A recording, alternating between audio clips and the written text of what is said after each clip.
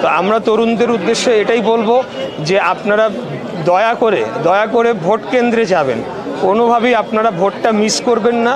ভোটটা আপনারা যাকে দেন সেটা নিয়ে কোনো অসুবিধা নাই। কারণ ইশরাক হোসেন আজকে ঢাকা 6 থেকে বাংলাদেশ জাতীয়তাবাদী দলের পক্ষ থেকে ধানের শীষ মার্কা নিয়ে আমার মনোনয়নপত্র জমা দিয়েছি এবং সব কিছু ঠিকঠাকভাবেই হয়েছে। আমাদের সমস্ত যে পেপার ওয়ার্ক সেগুলো চেক করে যিনি রিটার্নিং কর্মকর্তা ছিলেন তিনি নিজে আমার মনোনয়নপত্রটি গ্রহণ করেছেন।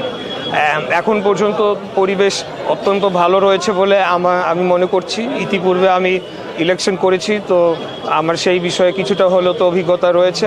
তো আমরা আশা রাখি যে একটা শান্তিপূর্ণ পরিবেশ বজায় থাকবে এবং সকল দল তারা গণতান্ত্রিক উপায়ে আগামী নির্বাচনটিতে তারা অংশগ্রহণ করবে এবং প্রত্যেকটি জনগণ তারা যাতে নির্ভয়ে নির্বিঘ্নে বিনা বাধায় ভোট কেন্দ্রে গিয়ে তাদের পছন্দসই প্রার্থীকে ভোট দিয়ে একটি গণতান্ত্রিক সরকার নির্বাচিত করতে পারে, সেই লক্ষ্যে আমরা কাজ করে যাব ইনশাআল্লাহ। একটা তো হলো চ্যালেঞ্জ বলতে, আপনি যদি গণতান্ত্রিক উপায়ে নির্বাচনের চ্যালেঞ্জে যেগুলো একজন প্রার্থী বোঝে সেইভাবে যদি বলেন, অন্তত আমাদের আসন ঢাকা 6 থেকে আমি অত্যন্ত আশাবাদী এবং আমার সাথে ঢাকা 6-এর সমস্ত থানার নেতৃবৃন্দ, সিনিয়র নেতৃবৃন্দরা রয়েছেন।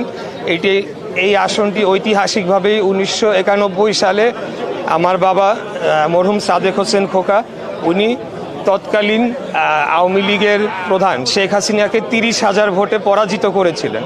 আচ্ছা, এটা হলো গিয়ে চ্যালেঞ্জের বিষয়। আর শঙ্কার বিষয় যেটি বলছেন সেটা সব সময়ই ছিল, সেটা শেষ দিন পর্যন্ত, শেষ সময় পর্যন্ত থাকবে। এই ধরনের যে শঙ্কাটির কথা বলা হচ্ছে, অবশ্যই এখন যারা পতিত স্বৈরাচার, যারা এই ইলেকটোরাল প্রসেস থেকে বাদ পড়ে যাবে এবং ভবিষ্যতে তাদের আদালতে সংগঠন হিসেবে, রাজনৈতিক দল হিসেবে বিচার করা হবে এবং সেই বিচারের ফলাফলও কী হবে সেটাও যখন মোটামুটি নিশ্চিত, তখন তারা তো চাইবেই যে দেশে নির্বাচন না হোক এবং দেশকে অস্থিতিশীল করে একটি ভিন্ন পন্থায় এখানে অন্য কোনো কিছু করা যায় কিনা সেই প্রচেষ্টা তো থাকবেই।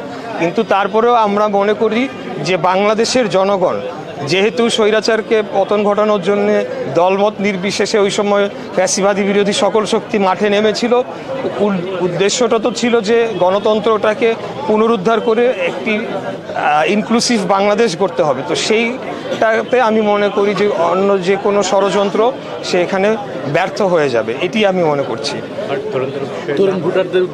আর তরুণ ভোটারদের উদ্দেশ্যে আমি বলবো যে অবশ্যই তরুণরা 3টা নির্বাচন কিন্তু তারা ভোট দিতে পারেন নাই, অর্থাৎ পুরা নির্বাচন ব্যবস্থাটার সাথেই কিন্তু তাদের একটা পরিচিতি হয়ে ওঠে নাই।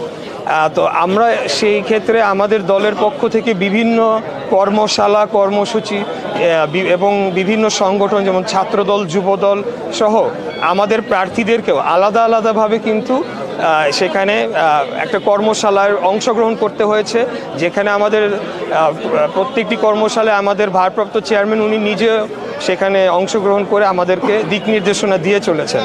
তো আমরা তরুণদের উদ্দেশ্যে এটাই বলবো যে আপনারা দয়া করে ভোট কেন্দ্রে যাবেন, কোনোভাবেই আপনারা ভোটটা মিস করবেন না। ভোটটা আপনারা যাকে দেন সেটা নিয়ে কোনো অসুবিধা নাই, কারণ আমরা চাই যে জনগণের আশা আকাঙ্ক্ষার প্রতিফলন ঘটুক, তাতে করে যারা ভালো প্রার্থী, যোগ্য প্রার্থী তারা একদিকে নির্বাচিত হয়ে আসার সম্ভাবনা রয়েছে।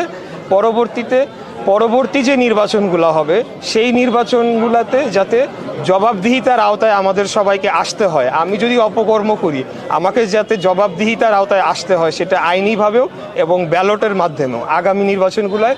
সেজন্য তরুণ প্রজন্মের প্রত্যেকটি নির্বাচনে অংশগ্রহণ করাটা জরুরি বলে আমি মনে করি।